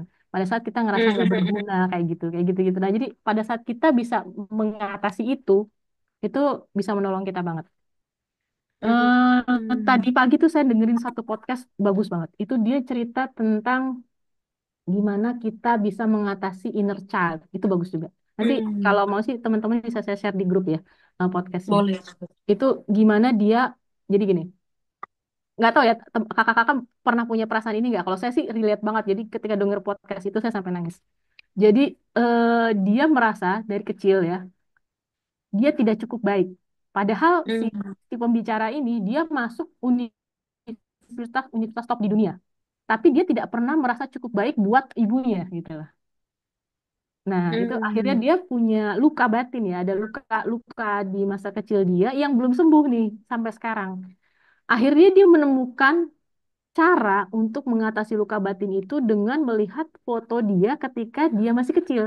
Foto dia Hmm. ketika dia bermain dan emosi dia tuh bahagia, senang. Jadi setiap dia merasa emosi dia lagi jelek, lagi buruk, itu dia akan buka dompetnya, dia akan lihat foto itu dan dia akan merasa baik-baik saja gitu loh. Karena saya pernah punya masa-masa bahagia, saya punya kebahagiaan yang tidak bersyarat, yang tidak harus mendapatkan penerimaan dari orang lain gitu, bahwa I'm good enough kata dia, saya cukup baik gitu kan. Yang dia rasakan selama ini, dia ngerasa selalu tidak cukup baik ya di mata ibunya gitu. Jadi ketika dia ngeliat itu, oh ya saya bisa bahagia tanpa harus mendapatkan approval dari ibu saya loh, ternyata kayak gitu loh. Jadi dia, oh dah, ini dia merasa dia cukup baik dan dia bisa menyebarkan kebaikan itu ke orang lain gitu. Nah itu, dia bilang, oh keren juga nih caranya gitu. Sederhana itu ya coach ya. Sederhana itu, makanya saya bilang, oh, iya ya, gampang ya ternyata caranya gitu. Ya, makanya tiap orang kan punya cara Aduh. masing-masing ya. Tiap orang punya cara masing-masing untuk bisa Iya, iya. mengatasi. Kalau saya sih percaya ya, setiap kita pasti punya luka masing-masing ya. Entah itu lukanya cukup dalam, entah itu lukanya cuma di permukaan. Tapi kan kita semua harus bisa, apalagi kita semua sudah dewasa ya, bisa menyembuhkan luka kita masing-masing. Baik itu dengan kemampuan kita. Kalau kita tidak mampu ya kita minta tolong dari orang lain gitu kan tadi ya, as profesional. Jadi kita minta tolong bantuan dari psikolog, psikiater, terapis, konselor dan sebagainya. Tapi kalau kita bisa, ya itu kan lebih baik ya. Satu, lebih efisien, lebih hemat, dan juga eh, gampang gitu loh kan. Ketika kita punya masalah lagi, kita tinggal tadi kalau journaling kan tinggal lihat jurnal. Saya juga pernah gini ya. Dulu dulu nggak tahu nih, kakak-kakak pernah punya diary nggak ya? Ada coach. Diary itu kan kayak journaling sebenarnya ya. Nah, Tapi saya dulu bebas ya. ya bebas, dan itu kan dulu, kalau dulu zaman kita ya digembok. Zaman saya dulu digembok tuh diary. Nah, itu saya dulu punya diary yang menceritakan pengalaman saya ketika SMP. Itu saya pernah SMP, saya berada di titik rendah. SMA, Hmm. ternyata saya mengulangi pengalaman yang sama. Itu down banget, Wow. bener-bener down banget. Saya mengalami bullying. Jadi saya balik lagi ngelihat diary saya SMP, dan saya baca lagi tuh diary itu. Dan ketika saya baca lagi diary itu, saya ngerasa, ternyata saya dulu pernah melalui masa sulit ini, dan saya bisa survive gitu loh. Saya bisa survive Hmm. dan saya bisa ngatasin ini, dan oke-oke aja kok, saya bisa bisa bangkit tadi, bounce back ya. Saya punya resiliency, emotional resiliency. Jadi saya punya kemampuan untuk bisa mengatasi masalah saya, mengelola emosi saya, dan saya bisa bangkit lagi, dan saya bisa jadi pemenang lagi gitu loh. Jadi ketika kita bisa bangkit dari kekalahan atau dari keterpurukan, kan kita pemenang ya. Jadi menurut saya setiap orang itu hero ketika dia bisa mengatasi egonya, mengatasi dirinya dia sendiri gitu ya. Jadi ketika kita bisa mengalahkan itu kita berarti kita menang. Siapapun bisa jadi seorang hero kalau menurut saya. Nah, di situ saya ngeliat bahwa ternyata kekuatan itu ada dalam diri saya. Nggak perlu saya cari orang lain gitu loh. Saya bisa menyembuhkan diri saya sendiri. Nah, dengan baca diary itu, saya survive akhirnya melewati masa-masa SMA saya, dan saya masuk psikologi. Saya S1, S2 saya psikologi. Saya rasa itu juga karena itu mungkin saya memilih jurusan psikologi ya. Kalau kita bilangnya di psikologi itu kita berobat jalan. Menyadari kita punya masalah apa dan kita berusaha untuk menyelesaikan masalah itu gitu loh. Jadi, oh ternyata dulu masalah saya kayak gini ya. Oh ternyata cara nyembuhinnya kayak gini ya. Nah, kita belajar gitu loh dengan itu. Kalau sekarang kan kakak-kakak lebih gampang ya, belajar bisa dari mana aja gitu loh. Kalau dulu kan kita belajar mesti baca, mesti ambil kuliahnya gitu. Kalau sekarang kan nggak seperti itu, bisa dari tangan ya, dari tangan kita kita ngetik segala macam, kita ngechat udah dapet tuh semua informasi. Cuma ya mesti hati-hati juga, kadang-kadang kan kita melakukan self diagnosis. Jadi kita mendiagnosa padahal itu nggak benar gitu. Nah, itu juga kadang-kadang kita mesti hati-hati. Oke, oke, oke, coach. Thank you banget, Jelas. coach. Sangat Oke, memberkati. terima kasih. Ini ada yang nanya. Saya cenderung bila sudah kecewa sering mendiamkan orang lain. Saya sadar bahwa ini bisa membuat orang salah paham. Bagaimana cara agar bisa mengekspresikan emosi tanpa menyakiti? Oke. Mendiamkan orang lain. Oke. Sebenarnya kita mesti ini juga sih, sadar aja ya bahwa misalnya respon emosi itu baik atau enggak gitu kan. Tadi kan kita belajar bahwa idealnya itu setiap ada emosi itu tidak langsung ditanggapi oleh amigdala kan. Kalau itu langsung ditanggapi oleh amigdala, responnya kan tidak tidak sesuai yang seharusnya gitu loh. Jadi responnya kan fight atau flight. Akhirnya kita misalnya kalau kita merasa kita mampu, kita marah, atau kalau kita merasa tidak mampu ya tadi nih kita mendiamkan gitu loh. Kita flight itu, mendiamkan itu berarti kan kita flight ya. Jadi kita menghindari emosi tersebut. Padahal kan emosi itu tidak dihindari, harusnya kita mengekspresikan tapi dengan cara yang tepat gitu loh. Jadi bukan dihindari. Jadi ketika kita merasa kecewa terhadap seseorang, kita ambil jeda dulu. Tadi kita udah belajar kan, tadi ada teknik pernapasan, ada juga tadi belajar untuk melakukan mindfulness ya. Jadi kita belajar itu. Nah, itu bisa bisa diterapkan sih. Yang penting intinya sih kalau dari semua teknik itu adalah berjeda ya. Jadi kita mengambil jeda dari emosi. Karena gini, sebenarnya emosi itu nggak lama kok. Dia mainannya detik, bukan mainannya jam atau mainannya harian. Enggak gitu. Emosi itu sebenarnya yang kuat itu cuma sebentar, berapa detik.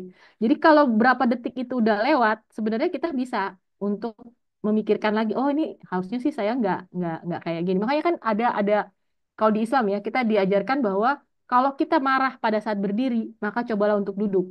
Kalau kita sedang marahnya lagi duduk, cobalah untuk tidur. Karena nggak ada orang yang lagi tidur marah-marah gitu kan.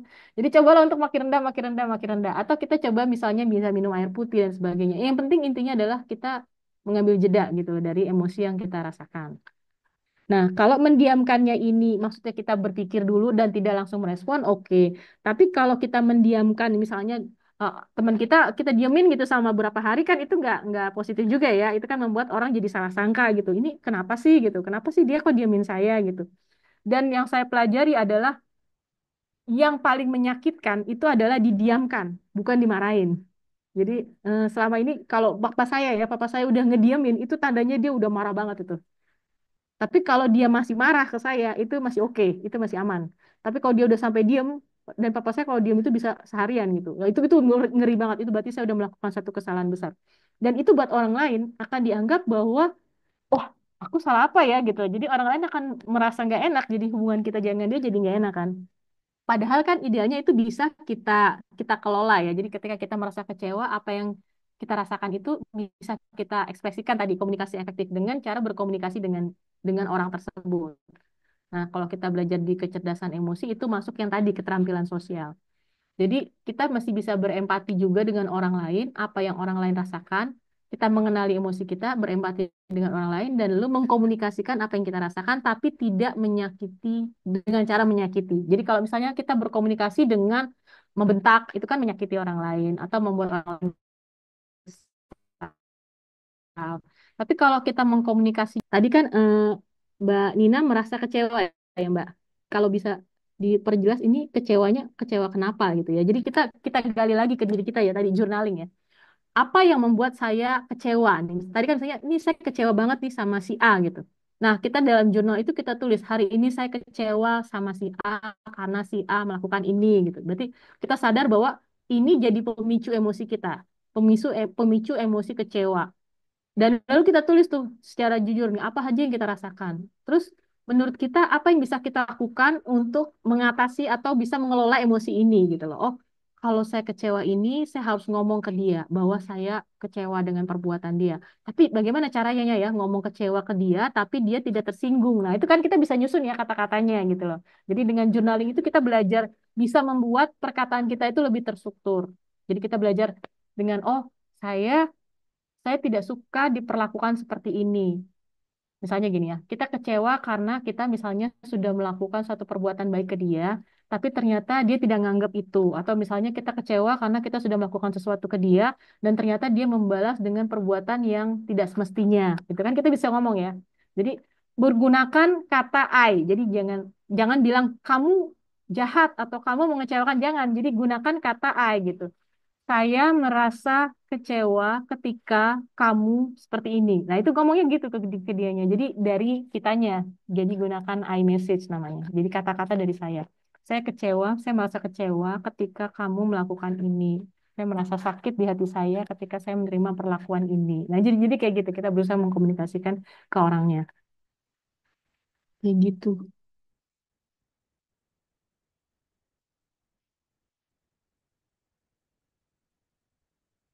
Hmm.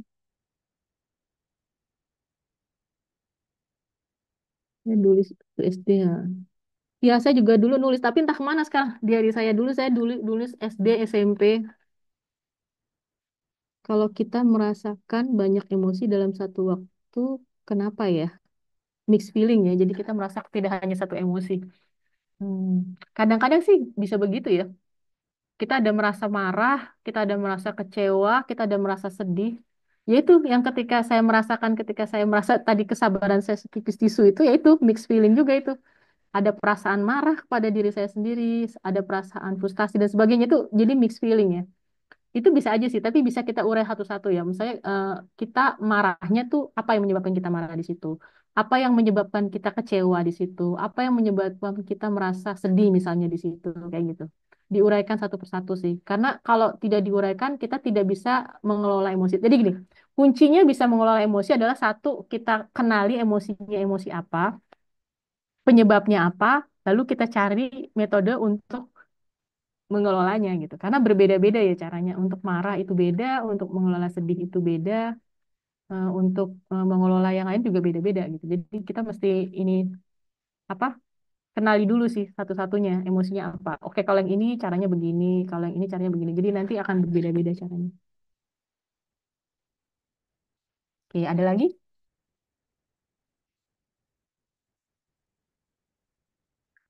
Kalau yang tadi pertanyaan teknis, Mas Abdullah bisa tolong nanti dicatat ya.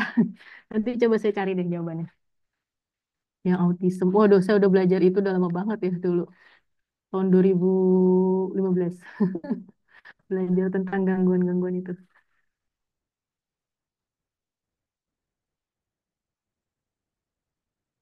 Sabar itu eh, respon ya, respon kita terhadap emosi kita.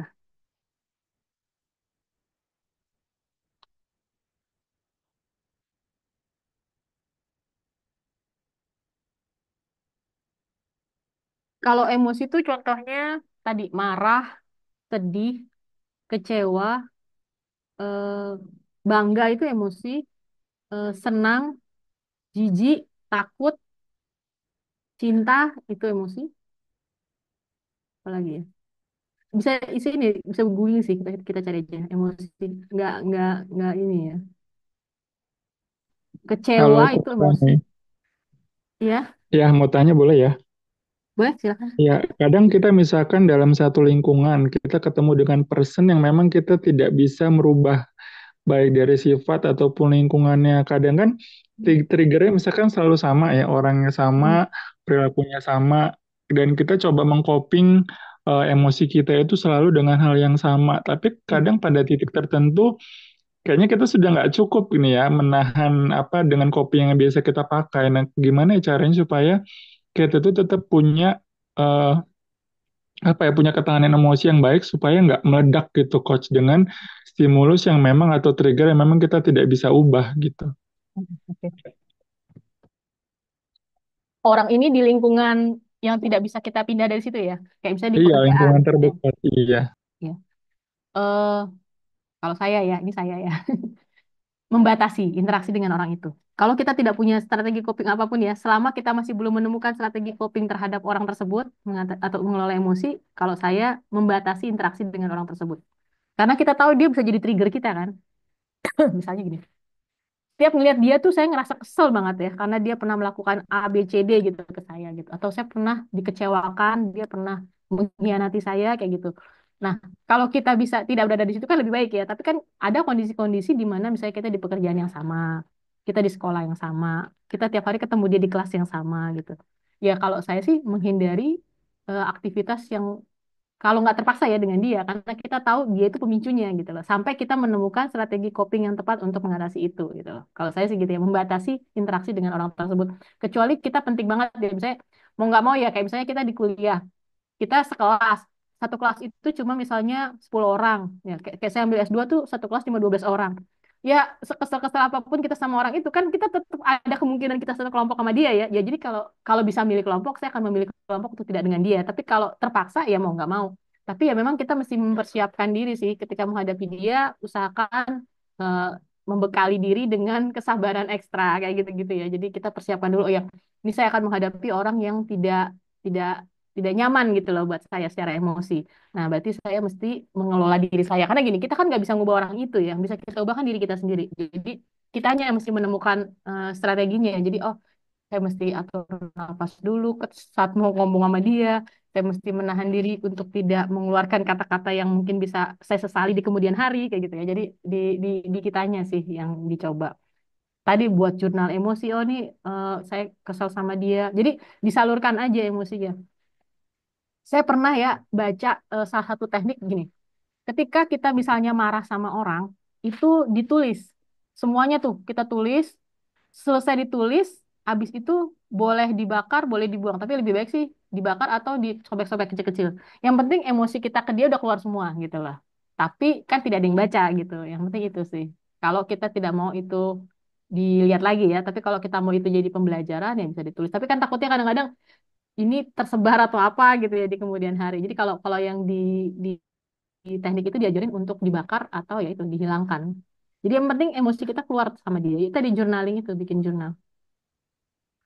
Oke, satu lagi Coach terkait dengan sabar sebagai respon emosi ya. Nah, kan kita sering dengar ya bahwa sabar itu ada batasnya gitu. Kalau menurut Coach Hmm. Fani sendiri, gimana sih tentang sabar itu ada batasnya nggak sih atau ada limitnya nggak sebenarnya? Kalau yang saya tahu ya, sabar itu tidak ada batasnya. Jadi tidak ada batas sabar. Sabar itu batasnya adalah kematian. Setelah kita nggak hidup lagi ya baru selesai gitu loh. Sabar itu nggak ada batasnya. Cuma kan kalau ini pembahasannya masuk ke sisi spiritual jadinya ya. Jadi masuknya ke sisi spiritual. Jadi kalau di Islam sabar itu tidak ada batasnya dan batas sabar itu adalah ketika kita menjemput kematian. Jadi tidak ada bilang bahwa "Oh, kan sabar itu ada batasnya." Enggak, sabar itu nggak ada batasnya gitu loh. Kalau di kita, saya percaya seperti itu. Nah, tapi buat orang-orang yang percaya bahwa sabar itu ada batasnya, ya berarti dia mesti menentukan titik batas itu. Jadi misalnya kayak gini, sampai di titik ini saya masih bisa bersabar terhadap dia gitu kan misalnya. Atau di titik ini nih dia udah melewati nih batas sabar saya, berarti saya nggak bisa lagi terima gitu. Ya, berarti kita mesti menentukan satu, pertama kita menentukan titik sabar kita, yang kedua kita mengkomunikasikannya ke orang tersebut gitu misalnya. Nah, jadi kita ngomong ke orang itu, selama ini saya bisa bersabar terhadap perilaku kamu yang menurut saya tidak saya sukai, tidak nyaman saya dengan perilaku. Tapi kamu hari ini sudah melewati titik sabar saya gitu loh.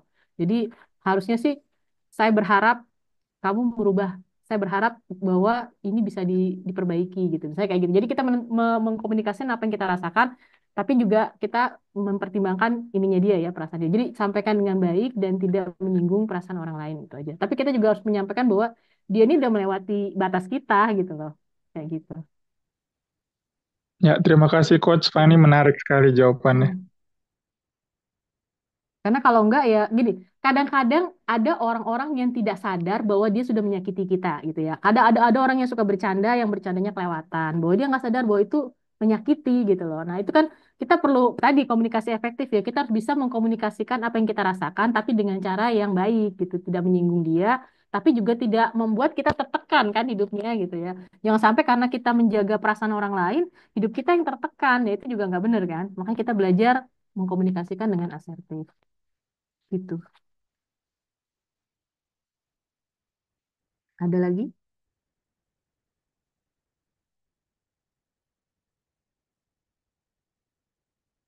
Cukup?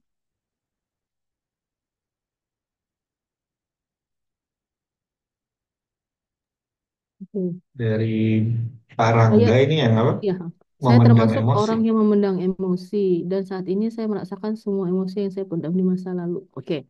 Nah, ini tadi kan regulasi itu bukan kita menekan atau memendam emosi, tapi kita mengelola emosi. Jadi gimana kita mengatur, mengelola dan mengontrol emosi kita. Jadi kalau kita memendam, emosi itu semakin lama kan akan bertumpuk ya di dalam diri kita dan suatu saat dia akan outburst, jadi akan meledak gitu loh emosi tersebut. Makanya kita dianjurkan untuk tidak memendam emosi. Karena ketika emosi itu meledak, itu bisa keluar di saat-saat yang tidak terduga dan tidak kita harapkan. Jadi bisa aja kita mengeluarkan emosi dalam kondisi misalnya kita lagi di kantor, lagi apa, atau kita mengeluarkan emosi itu di rumah gitu. Misalnya kita tertekan ada mengalami tekanan itu di kantor, tapi kita keluarnya di rumah. Atau sebaliknya, kita punya emosinya, tekanan emosi itu berada di rumah dan kita keluarnya di kantor. Kan jadi nggak pas ya. Jadi istilahnya satu itu bukan di tempat yang tepat dan intensitasnya jadi tidak bisa kita kontrol kan jadinya gitu.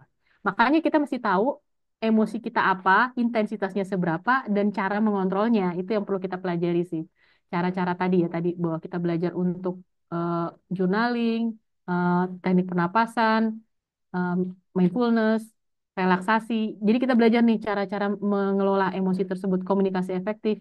Ada banyak sih sebenarnya cara-cara, tapi ini saya ambil yang gampang-gampang aja yang bisa kita pelajari. Jadi kita lihat emosinya apa dulu. Jadi saran saya tadi untuk Pak Rangga, kalau ada emosi lagi, jangan dipendam gitu, jangan dipendam. Karena kalau makin dipendam, tadi itu bisa keluar suatu saat di tempat-tempat yang tidak kita duga dan tidak kita harapkan dan korbannya nanti bukan orang-orang yang sebenarnya jadi penyebab emosi tersebut kan. Jadi kayak misalnya nih, kita kesel banget sama bos kita karena dia memberikan tuntutan pekerjaan yang gila-gilaan. Tapi kita menyalurkan emosi itu ke anak kita atau ke pasangan kita. Itu kan nggak tepat ya gitu loh. Eh, Mereka bukan orang yang menyebabkan emosi itu timbul, tapi jadi sasaran emosi kita. Nah, idealnya kan kalau kita punya emosi itu ke seseorang, yang kita perbaiki atau yang kita atur atau kita kelola adalah emosi kita ke orang itu kan. Jadi ketika misalnya kita punya masalah dengan atasan, berarti kita harus membuat emosi itu diselesaikan di kantor, bukan diselesaikan di rumah gitu kan jadinya. Jadi apa gimana cara kita komunikasi dengan atasan? Jadi kita mesti belajar nih kalau dengan atasan berarti kan kita belajar namanya manage your boss. Gimana cara nih kita bisa membuat atasan kita nggak ngasih kerjaan yang segitu banyaknya ke kita atau kenapa kita semua yang dikasih kerjaan, kenapa yang rekan kerja kita yang lain enggak? Nah, itu kan juga kita mesti mesti cari tahu ya penyebabnya apa ya. Kalau ini saya pernah ngalamin ya di kantor, jadi bos saya lebih banyak kasih kerjaan ke saya gitu dibanding ke rekan kerja saya yang lain. Nah, itu kan juga saya jadi ya dalam hati ya pasti kita ada perasaan kayaknya gaji kita sama deh. Kenapa jadi banyakkan saya yang kerjanya dibanding dia gitu. Jadi ada perasaan-perasaan seperti itu. Jadi kalau kayak kok kayak saya ngerasa nggak adil ya. Kenapa? Jadi kita yang kerja bagus, tapi kok jadi ngerasa beban itu ke kita gitu loh. Bukan harusnya kan nggak begitu ya bos kita. Tapi kan kadang-kadang bos maunya ah yang ini dikasih kerjaan selesai semua, ya udah kasih ke dia aja semua. Nah, kayak gitu-gitu. Tapi kita harus bisa manage gitu. Jadi kita harus ngomong ke bos kita, Pak, kalau saya sih, saya ngomong ya akhirnya. Jadi kalau saya ngerasa ini kayaknya kerjaan kenapa semuanya ke saya ya gitu. Saya ngomong, Pak, kalau kerjaan ini bukan bidang saya deh Pak kayaknya. Ini lebih tepat dia yang ngerjain. Ini kerjaan dia Pak, bagian dia.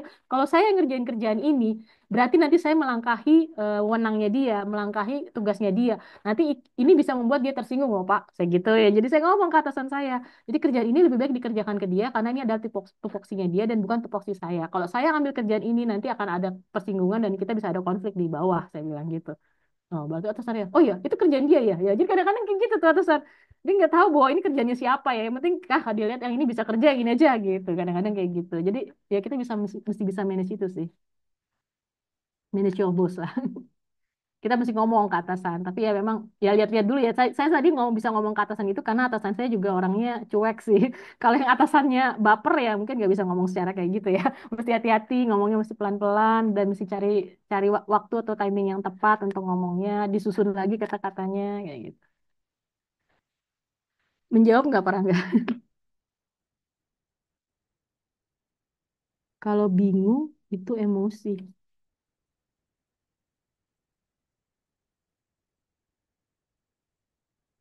Bingung, enggak bingung bukan emosi. Kondisi apa pikirannya. Iya. Bingung itu biasanya kita alami ketika kita tidak tahu harus melakukan apa. Itu sih. Kalau bingung itu kuncinya adalah cari tahu kalau menurut saya ya belajar. Kalau sekarang sih harusnya kita nggak bingung ya. Maksud saya sarana untuk belajar kan banyak banget gitu. Sarana untuk bisa sesuatu itu banyak. Kita bisa yang namanya AI aja banyak banget ya modelnya. Ini saya bikin materi ini juga sebagian dari bantuan AI loh. Jadi saya minta bantuan AI dulu untuk nyusun konsepnya, nanti baru saya cari materinya. Jadi makanya bisa terstruktur gitu. AI memudahkan banget loh kalau menurut saya. Saya bikin artikel juga sebagian saya lihat, oh nih saya mau bikin ini, prolognya ini, oke nanti saya akan tambahin isi-isinya sebagian saya ambil dari AI, sebagian saya cari sendiri dari diri saya gitu. Eh, nggak apa-apa sih kalau menurut saya ya, kalau kita untuk memudahkan pekerjaan. Beda ya kalau kita ngerjain ujian pakai AI, nah itu baru salah ya kalau menurut saya. Tapi kalau untuk mempercepat pekerjaan ya selama ini bukan saya nggak nyari duit di sini juga gitu ya nggak apa-apa gitu kalau menurut saya jadi kayak misalnya jangan ketika kita yang ini nanti kita jual ternyata ini kita ngambil dari orang lain nah itu nggak benar ya tapi kalau kita sekedar sharing bikin artikel atau apa ya manfaatkan aja lah semua informasi gitu kayak konten-konten kreator kan juga nggak from scratch ya nyari konten ya mereka biasanya ngambil dari konten-konten orang lain digabung-gabung jadi konten lah gitu cuma kan kelebihannya nanti ketika mereka mengemas konten itu ya gimana mereka menyusun animasinya atau membuat ininya apa eh, musik dan sebagainya itu kan biasanya mereka ubah-ubah.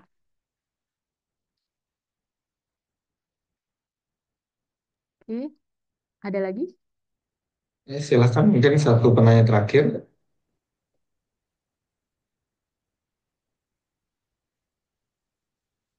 Aman. Kalau aman kasih jempol ya.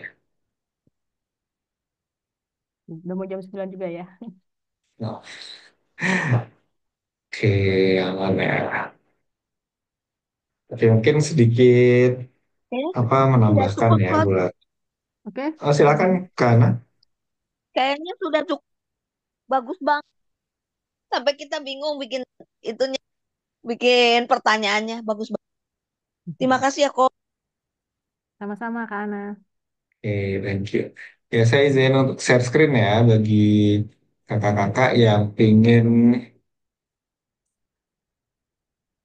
DM-an sama Coach Fanny bisa ikutin ini apa akunnya di Instagram. Fanny Angelia 237. Ini 237 sandi apa ini? Nah, ini tanggal lahir sih. Eh, Nah, ini bisa langsung di DM. Ini ada blog Sama, saya juga, ada blog, ada ini nih blog saya di bio ada blog saya dan juga ada LinkedIn saya kalau mau. nah ya di LinkedIn aktif tuh. Kok mau LinkedIn lebih aktif ya daripada ini kayaknya lebih aktif ke LinkedIn ya. Ya, LinkedIn Lebih sering. saya bikin target sih di LinkedIn. Paling nggak satu Hmm. pekan sekali saya bikin artikel di LinkedIn. Oh, oke guys. Nah, sedikit kalau buat Kak Hana tadi yang tanya tentang amigdala ya. Saya Mm-mm. sempat baca buku ini bagus sih. Ini akan memberikan gambaran sih. Karena buku ini apa namanya The Power of Habit. Udah lama sebetulnya. Mm-mm. Dia meneliti salah satunya adalah dari apa sih nah subjek penelitian itu orang yang amigdalanya rusak. Mm-mm. Apa aja yang terjadi sama orang itu? Ya tadi yang dibilang orangnya jadi nggak punya rasa takut, terus terkadang membahayakan dirinya sendiri. Karena amigdala itu sebenarnya untuk fear-nya ya. Mm-mm. Kalau amigdala nggak ada, orangnya jadi rasa takutnya jadi hilang. Nah di sini bagus ada banyak jawaban, tapi mungkin bukan mengenai apa sih namanya otaknya, struktur otaknya segini gini enggak, tapi Ya. lebih kepada si orang kalau amigdalanya rusak seperti apa. Dan tetap ada habitnya ternyata orang yang punya amigdalanya rusak itu secara emosional mereka memang nggak jadi sama kayak keluarga sama ini nggak terlalu ini gitu biasa aja. Cuman mereka tetap punya habit ternyata sebagai manusia. Dan menarik adalah si subjek itu pas mau meninggal kenal tuh sama cucunya. Dia ngomong saya pingin ini. Ternyata dia masih punya ada something ingatan yang sangat kuat di masa lalu. Cuman itu bukan disimpan di amigdalanya dia. Tapi Mm-mm. munculnya di akhir hidupnya. Nah ini mungkin yang membedakan kalau kita sebagai orang yang punya amigdala mungkin setiap pagi ya. Ini tujuan gue ini impiannya nih orang yang punya apa amigdalanya rusak akan berbeda. Nah Kalau nggak salah terus dulu ada film itu deh, 30 Days Date atau apa gitu, yang main Meg Ryan atau siapa ya. Itu cerita tuh dia kayak punya eh, short memory gitu. Jadi dia hanya ingat satu hari. hmm, Abis itu hmm, dia hari besoknya dia lupa lagi. Jadi ketika si pacarnya ini, ketika mau ngomong sama hmm. dia tuh dia kayak mereka kayak pacaran baru lagi gitu.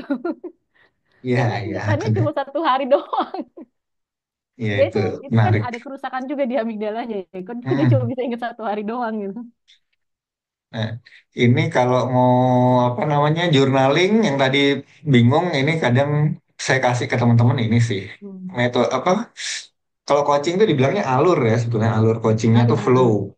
Jadi tinggal ini tulis saja di inti saya kirim juga di Google apa di WhatsApp. Jadi ini tulis bisa di DeepSeek atau di ChatGPT. Cuma saya lagi suka pakai DeepSeek sih karena lebih lebih bisa untuk ngehandle tulisan panjang. Jadi tinggal tulis gini aja, saya ingin melakukan self coaching menggunakan metode flow. Nah, flow ini singkatan dari feeling, learning, opportunities, dan waste. Soalnya si DeepSeek, Lipstick ya. terus apa sih, si ChatGPT, Gemini ini belum tahu flow. Flow ini mereka Hmm. akan bingung, kecuali grow. Kalau grow mereka udah tahu. Hmm. Nah, flow ini dimulai dari feeling. Jadi saya udah beberapa tahun itu kalau nulis itu mulai dari feeling aja. Saya Hmm. ngerasain marah. Apa yang menyebabkan marahnya? Tulis itu sedetail mungkin. Nah, kemudian dari feeling itu ada kejadian. Nah, ditarik learningnya. Dari kejadian itu dapat pelajaran apa sih? Kenapa kok bisa tadi marahnya meledak ya? Padahal kan nggak harus meledak gitu. Padahal masalahnya kecil gitu loh. Nah, di situ ada pelajaran yang didapat. Nah, dari pelajaran itu saya narik lagi ke opportunities. Nah, dari pelajaran ini apa aja nih opportunity yang saya dapat gitu. Nah, dari opportunity saya tarik waste. Waste itu setelah ini sudah tahu nih opportunity-nya apa aja, apa yang mau saya lakukan. Nah, ini tinggal kita perintahin aja. Tolong buatkan pertanyaan metode dengan metode flow self coaching saya. Nah, ini yang dikit ya. Ini cuman satu satu ini paling banyak 5 ya. Nah, ini kakak-kakak kalau mau sebetulnya bisa tinggal diganti 100 aja. Jadi tolong buatkan 100 pertanyaan, di sini tinggal tulis 100 saja. Hmm. Nanti dia langsung ngebuatin. Jadi kita gampang mau nyonteknya. Ini gambaran aja ya. Hmm. Itu feeling ada berapa pertanyaan dibikinin. Hmm. Jadi apa yang buat saya frustrasi, apa yang buat saya marah, apa yang mempengaruhi kemarahan tadi, apa perasaan ini bisa muncul di sini semua. Ini gambaran aja ya. Biar yang tadi soalnya saya beberapa kok pertanyaannya tentang apa sih? Tentang journaling cukup panjang. Iya, iya. Nah, pakai ini kita bisa kayak self coaching ngebantu gitu. Cuman jangan pakai template gini ya. Cukup tanya satu dua aja. Ya, ini kalau Ini itu mau panjang banget ya perkaya kayaknya. aja. Iya lah. Yang ada malah pusing journalingnya. Gak jadi journaling. Ya, itu aja. Karena sudah jam 9 ya kalau di Indonesia Barat. Nah, mungkin Coach Fani sebagai kalimat penutup buat kakak-kakak di sini malam hari ini. Coach, Ada untuk kalimat next penutup. time webinarnya tanggal 23 ya, saya lupa jam yang sama. Webinarnya Apa udah? bulan ini udah. Nanti bulan depan lagi Udah, setting lagi. eh, udah 3 kali Hmm. apa 2 kali ya, Coach? Kan Coach Abdillah sekali, terus Coach Lia sekali, baru 2 kali. Saya lupa. Baru 2 kali, baru 2 kali. Oh ya, Jadi betul. apa Tadi namanya kalau saya dari ingat begitu. kalau dari manajemen emosi kita coba lihat kebutuhan paling banyak dari apa dari Instagram apa sih isunya itu yang bakal kita cari ini apa Oke. pematerinya gitu. 2 kali pertemuan bagus-bagus. Beruntung saya ngikut. Terima kasih ya, Coach. Alhamdulillah. Thank you Coach Fani. Ya silakan Coach Fani untuk kalimat penutupnya. Oke, kakak-kakak sekalian. Jadi perjalanan kita untuk mengelola emosi itu tadi seperti saya ceritakan di slide ya. Ini adalah perjalanan seumur hidup. Jadi tidak berhenti sekarang, tidak berhenti hari ini, tapi ini harus terus dilakukan gitu loh. Tiap hari kita belajar dan bagusnya kecerdasan emosi adalah ini adalah bisa kita tingkatkan sampai kita meninggal dunia. Beda dengan kecerdasan intelektual. Kecerdasan intelektual sampai usia tertentu, kalau nggak salah 17 tahun itu udah cenderung menetap. Jadi udah tidak bisa lagi dinaikin. Tapi kalau kecerdasan emosi itu masih bisa terus kita perbaiki sampai akhir hayat kita. Jadi ini adalah perjalanan seumur hidup, journey kita seumur hidup yang bisa kita terus tempuh dan kita terus tingkatkan sehingga kita bisa menjadi orang yang lebih baik di kemudian hari. Ketika kita sekolah, mungkin yang lebih terlihat adalah kecerdasan intelektual. Tapi di dunia kerja, di dunia kita sehari-hari, kecerdasan emosilah yang lebih bermain. Seseorang bisa aja kelihatan pintar, kelihatan sukses, kelihatan bagus, kelihatan ya kelihatan baik ya. Tapi ketika dia tidak bisa mengelola emosinya dengan baik, itu akan runtuh semuanya. Karena tidak ada orang yang mau kerja sama dia, tidak ada orang yang mau temenan sama dia. Jadi kebanyakan orang kan tidak suka dengan orang sombong, tidak suka dengan orang yang so tahu gitu ya. Nah, itu kita belajar di sini kecerdasan emosi. Kecerdasan emosi, gimana kita meregulasi emosi kita, gimana kita memahami emosi orang lain, dan gimana kita berhubungan dengan orang lain. Itu di sini, di kecerdasan emosi, di regulasi emosi. Semoga teman-teman, kakak-kakak semua bisa mendapatkan banyak pelajaran hari ini dan bisa menerapkan dengan baik di kemudian hari. Terima kasih. Oke, terima kasih banyak Coach Fani atas sharing-sharingnya. Semoga nanti ada lagi ya untuk sesi-sesi lainnya. Dan terima kasih banyak buat kakak-kakak yang sudah mau belajar bersama. Semoga ada baiknya, jadi baik buat kita semua dan bermanfaat buat keseharian. Sekian buat malam hari ini. Semoga malam hari ini bisa tidur nyenyak. Boleh dipraktekin dulu buat journalingnya atau tadi apa? Regulasi emosinya biar emosinya nggak ikut ke bawah tidur. Nanti besok pagi tahu-tahu muncul lagi emosinya. Sekian, terima kasih banyak. Assalamualaikum warahmatullahi wabarakatuh. Selamat malam. Waalaikumsalam warahmatullahi wabarakatuh. Thank you, Thank Coach you semuanya. Abdillah. Thank Waalaikumsalam. you. Makasih, Coach. Selamat malam. Thank Sehat you. selalu. Malam. Sama-sama, Kak Hana. Close ya.